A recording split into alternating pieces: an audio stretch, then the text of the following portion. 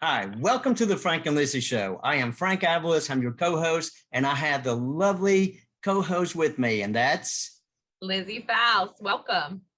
Lizzie. Last time I saw you live, it was great. It was WOCN Next 2022, and I want to tell you, it was great. I had a great time, but my highlight from the whole conference was one of your peers, Janice Bites, said that she showed to the students. We made it big if Janice is looking at us. Yeah, for sure. She's one of my local heroes too. And so we take some of her WOCN students in our health system. So it was an honor to hear that she shows it to our students to help educate and really shows the passion we have for education. No, she's wonderful. So that leads to our next guest. And actually we were live back in February at APWCA Wound Week. And our guest gave the keynote speech, and I was very impressed. I said, we have to be on the same show with him. Yeah. So you want to tell a little bit more about our guest? Sure. So we have Dr. Tyler Sexton, who's going to be joining us.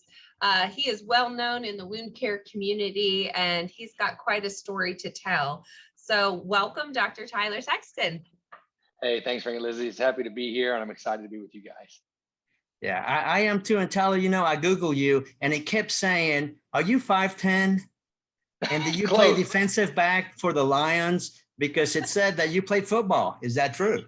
Yeah, close. No, that's not me. That's another Tyler Sexton. I'm 6'3", and I have cerebral palsy, and I've had the privilege of becoming a pediatrician and a hyperbaric physician. That kind of echoes my story. So wrong Tyler, but I've seen the guy as well on the internet. Yeah, well, I have to say I was very impressed with your keynote speaker, in addition to getting to meet your dog, because anybody that knows me knows like I love dogs.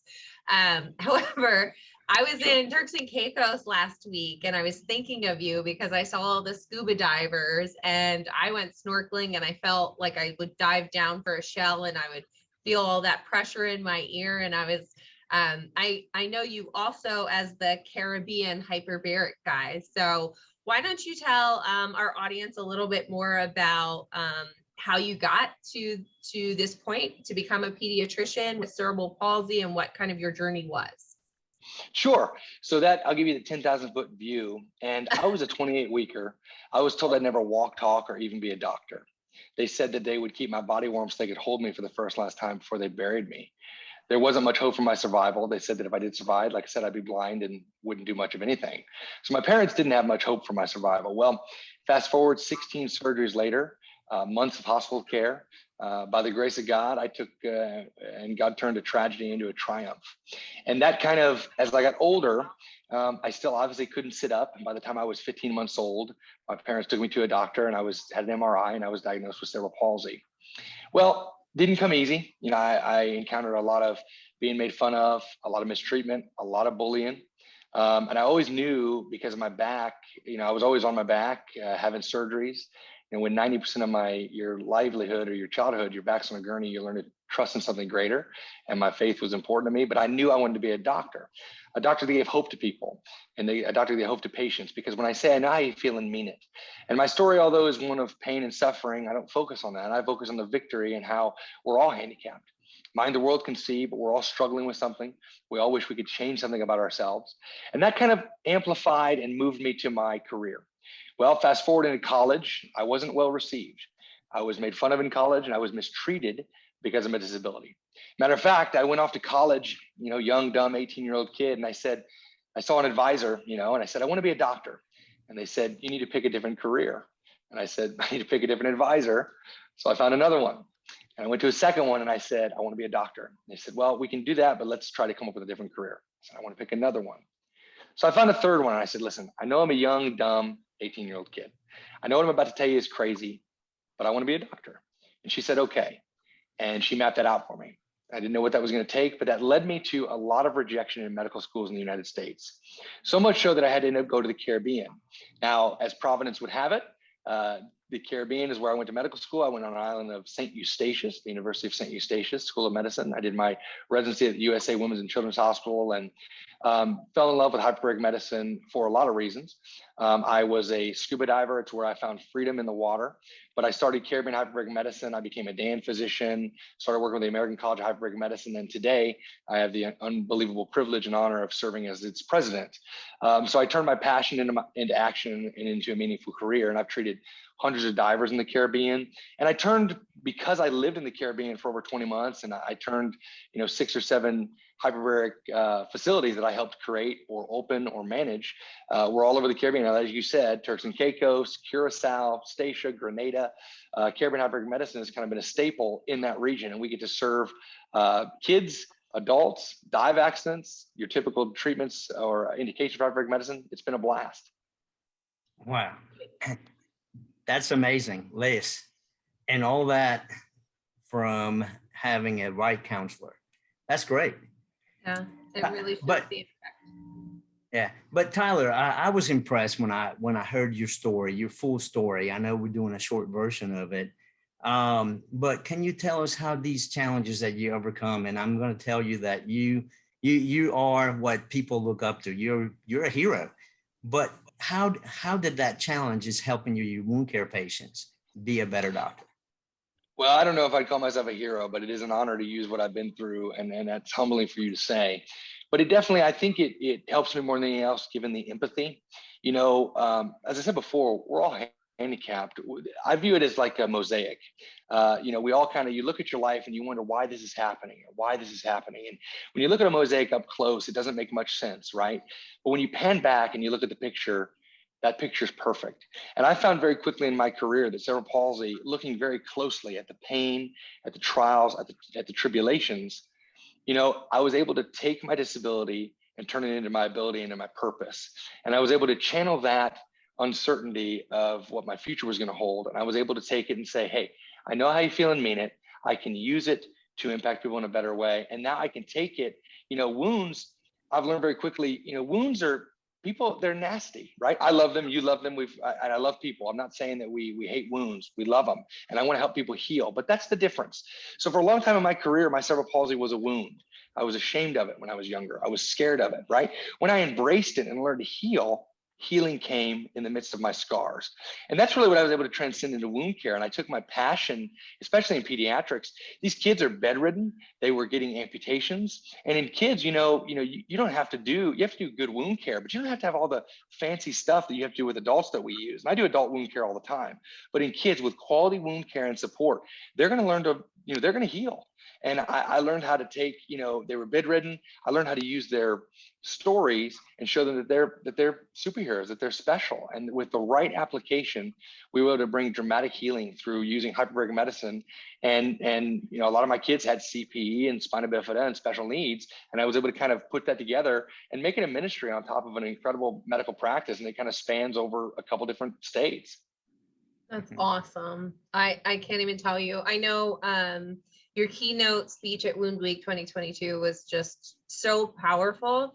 And I believe it's gotten the attention of not only like our wound care community, but of the community at large. So why don't you tell us your path to becoming a Hollywood celebrity as well? Well, I've learned this. They'll put anything on TV nowadays, right? No, it's an honor and a privilege.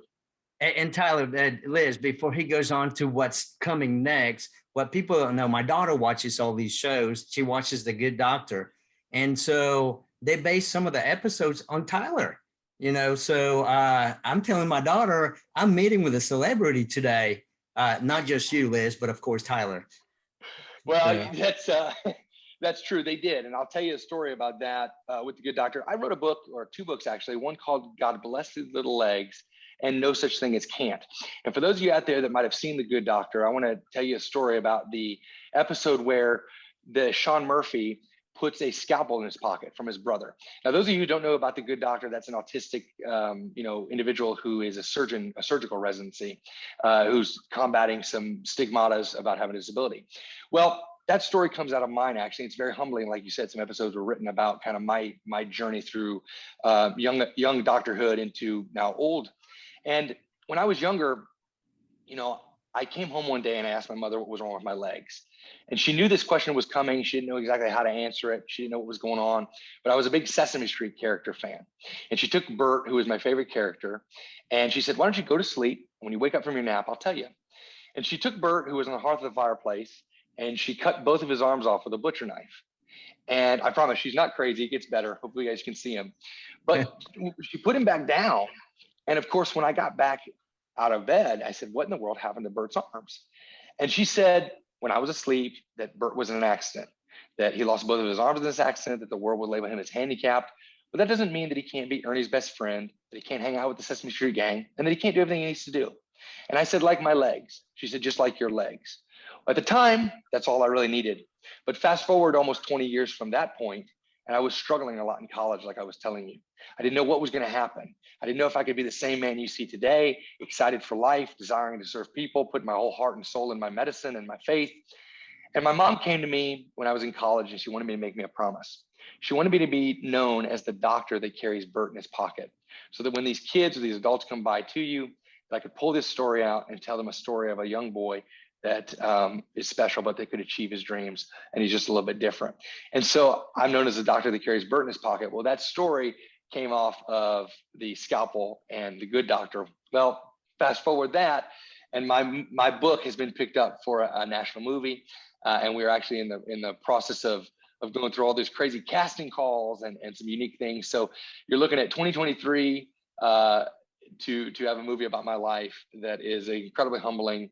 And I hope that it really, my story is one of heartache. And like I said, I hope it shows people that no matter what you're going through, that there is a plan and a purpose. And I think that's what I want people to know the most. When you're struggling with diabetes or an injury or a wound, obviously they want to achieve perfection. They don't want to be there. And I hope my story does two things. I hope it radically shakes the medical community in realizing who we're trying to help. We're trying to help people just like us. And if the roles were reversed, what would we do the right way to impact somebody's life? We all know what to say about wounds. We all know all the guidelines. Some people might know guidelines better than me, but how you say something, how you treat somebody, how you touch their life, that's what matters, right? And that will make them either want to continue to hope, continue to see you, continue to serve, continue to believe, or they'll lose hope and you've lost your patient. On the other side of it is I hope that these patients believe that no matter what they're going through, if I can do it, there is hope. There is some pain, but I also hope they see the beauty in the pain. And I think that there's a lot of beauty in brokenness. And I think my story, by able to be bold and emblazoned to say, hey, listen, guys, I'm a broken idiot that has cerebral palsy that God used to become a doctor. And I mean that humbly. I'm smart, it's great, but I'm nothing. I was just dumb enough to keep studying, and God was able to use me to help people. And now I'm able to use my platform to impact people. And that's what I'm all about, day by day. That's awesome. This is such good information. It is. And Tyler, the one thing you said in the beginning, you said faith. And you know what? That's how I've led my life. And that's how I got into wound care. So I'm glad that you share that with us, but I will give you my number in case you need a double for the movie, or you need, somebody to stand by. I will, you could be a stand-in for sure. I mean, yeah, you just come down and you can be in the back. We'll put you in the hospital. I mean, come on, this is a done deal. I could be a patient. I'm with you. I mean, it's a done deal. That's awesome. Well, thank you so much, Tyler, for joining us today. It has been a very humbling experience meeting you, hearing your story. I'm so excited to see your movie and read more about you. We will be sure to include the details of how people can stay up to date with your journey to Hollywood, and how to purchase your books in our description. We want to thank you so much for joining us today. Yeah, and Tyler, thank you. Tyler, thank you. And one more question. Where do people find you? Do they have to go to the Caribbean to find you, or are you in the States? They do not. So a little bit of both. So I do a little bit of both, but I'm mainly on the Mississippi Gulf Coast in Pascagoula, Mississippi. I help run that wound care program, and so they can find me here, but you can look me up at either CaribbeanHyperbaric or www.tylersexton.com. We're around. We're eager to serve. Just let us know. And I wish you guys the best. And I thank you for this time. Yeah. Thank you so much. All right. So until our next episode, we thank everybody for watching and joining us today. Lots of new episodes in the future. Be sure to tune back in and subscribe. Thank you. Yeah, thank you.